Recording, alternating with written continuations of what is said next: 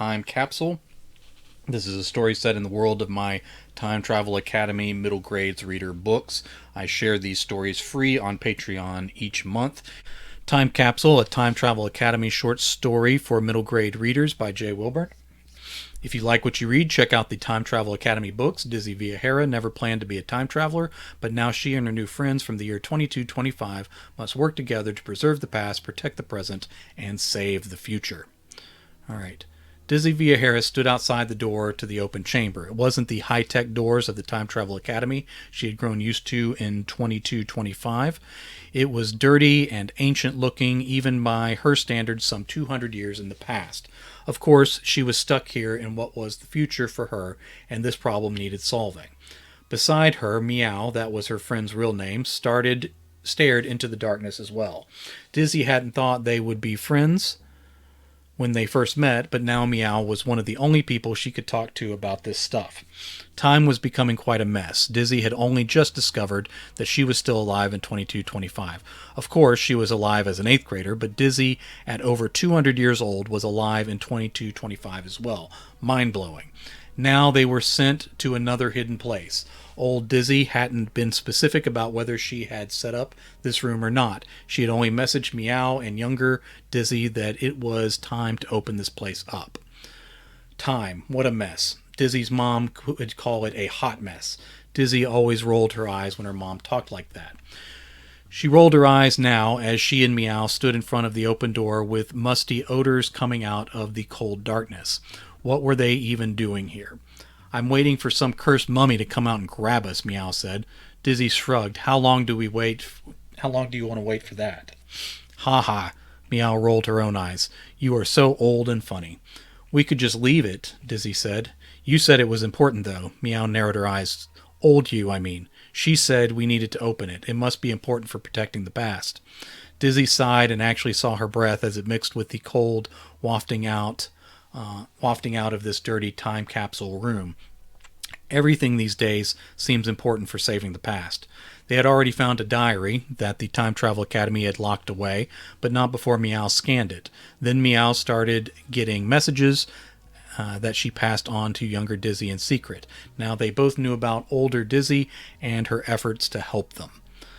"Okay," Dizzy said finally, trying to portray more confidence than she actually had. "Let's check this out." Meow grabbed Dizzy by the arm and halted her outside the door. "Maybe you shouldn't go in." "Is it about the mummy?" "No, I mean..." Meow paused and stared into the dark passage, as if she were considering the possibility of a cursed mummy again. She shook her head firmly, though her eyes still showed fear. "I mean, no, not that. Maybe you should wait out here in case there is something about your future you shouldn't know yet." Dizzy laughed, but it sounded brittle in her own ears. "I shouldn't know any of this. I should be going to school in my own time without all this nonsense." Well, yes, but that's what I mean. Maybe someone else should check first to be sure you don't learn something that changes time. Old me sent us, though, right? But the last time we saw her, old you, said to be careful. Maybe this is what she meant. "So you want to go first?" Meow stared through the open door like she was spying mummies again. "I don't want to go in there alone." "So we'll go in together." Meow gripped Dizzy's arm harder. "No, someone else." Dizzy peeled Meow's fingers away from the red marks they left on her skin. "We have ourselves a paradox. Those can destroy the universe, I'm told." Meow sighed and said, "I wish it was just a mummy." "Here they are." Both Dizzy and Meow turned with a scream each that echoed into the mysterious space. They were both thinking of ancient cursed mummies sneaking up from behind them. Of course, that made no sense. The cursed mummies would have to come from the passage, right? The voice belonged to Zane Limbe, one of the other students who had to help Dizzy protect time. With him were Talent and Koi, both friends of Meow and now friends of Dizzy as well. "What are you two up to?" Talent demanded. "This is miles from the school," Koi added. Zane had to throw in something else as well. "What are you doing here?" "What are you doing here?" Meow demanded. "Are you following us?" "No," Zane said and looked away. "We're just, Talent cut in. "Of course we followed you. How would we have found you otherwise? You've both been acting weird for a long time. You've left the school in secret a bunch of times, and you act like we're the crazy ones every time we try to ask you what is going on. So what's going on?"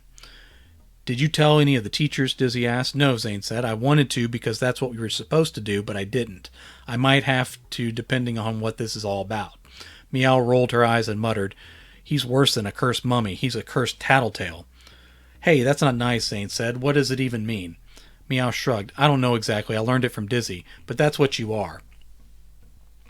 Dizzy Dizzy held up her hands.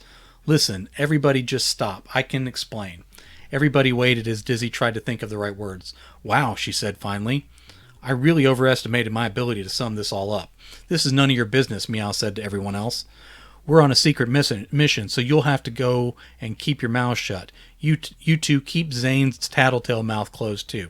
Hey, Zane said, I don't know what that means, but I'm not that. I haven't told anyone anything yet. Yet, Meow grunted. Dizzy spoke in a rush. Meow scanned the diary that was found in the wall under my old house. It was from me from after all this when I apparently wrote out future instructions.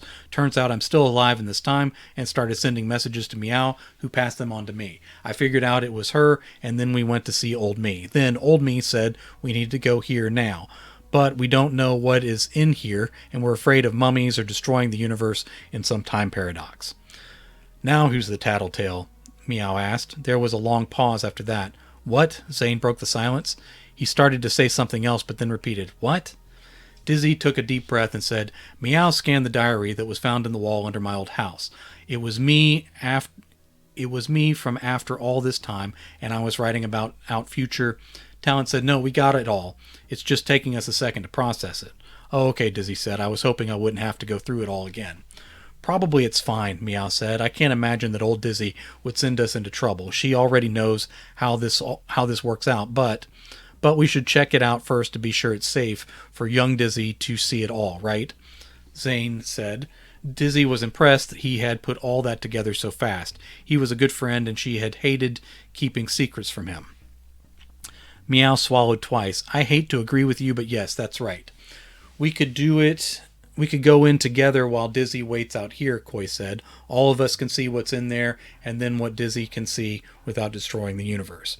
And if there is a mummy, Zane said, we can all fight it.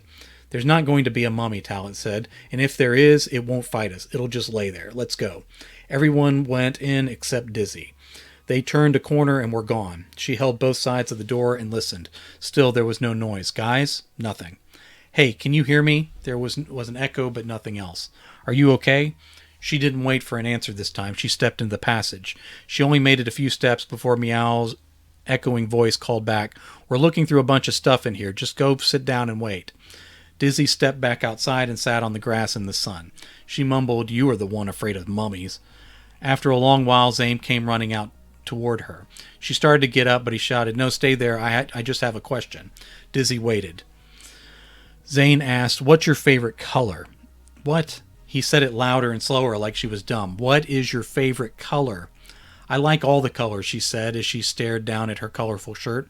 If I had to pick one, no, I like all of them. Maybe rainbow is my favorite color. Okay, good. He ran back inside without explaining.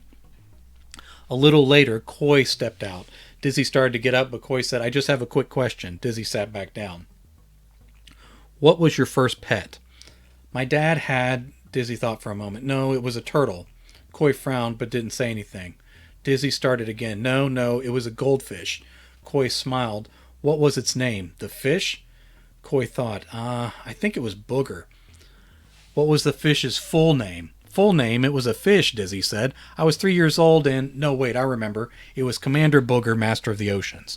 Koi nodded. Okay, good. She ran away. Dizzy called after her. What's going on? We'll be done soon, Koi said, and then she was gone. Talent came out next. She stopped in the passage doorway.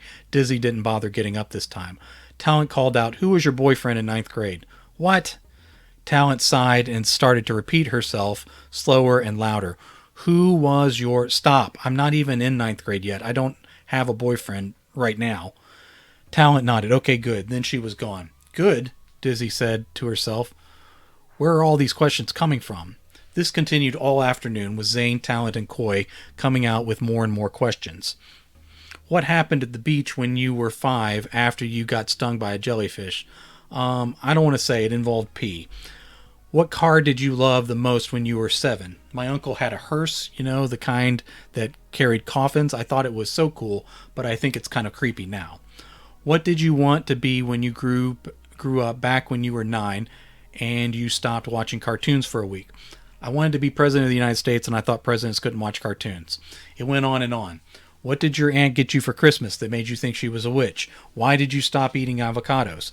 What was the secret password for your clubhouse the summer you were 10? There were also other questions like the first one Talent asked that she could not answer. What was your first car? Where did your mom take you after you graduated? When did you buy your first house once you got your own job? What sport did you play in college? How could she possibly know any of those things? And why were they asking? Finally, Meow stepped out of the tunnel for the first time since she had gone in. Dizzy looked up with weary eyes and waited for another question. Meow did ask one. What are you waiting for? Come on. Dizzy stood up and walked toward Meow slowly. Her legs were numb from sitting on the ground so long. What's in there, Meow? A lot of stuff, she said. Come and see. Why were you asking me so many questions? We just wanted to be sure all of it was real, and we had to see which ones you could answer. How did the questions help? Where did you get them? Meow said the boxes had a question on top and answers underneath. We were only supposed to open them if you knew the answers to the question on the lid. Why? Meow shrugged. This all doesn't make a lot of sense to me, but there is a bunch of stuff we need to look at now. You know who my 9th grade boyfriend will be? Meow looked away. Don't ask me and you shouldn't look. Is it bad? How would I know? It was 200 years ago. But for me, it hasn't happened yet. So you shouldn't ask. Let it be a surprise and don't destroy the universe to find out, okay? Dizzy stared into the darkness a moment longer. Meow finally took her hand and said, No cursed mummies. Oh, there shouldn't be a comma there. Almost made it through without having to edit. No cursed mummies, I promise. Let's go together. And they went inside the strange time capsule hand in hand.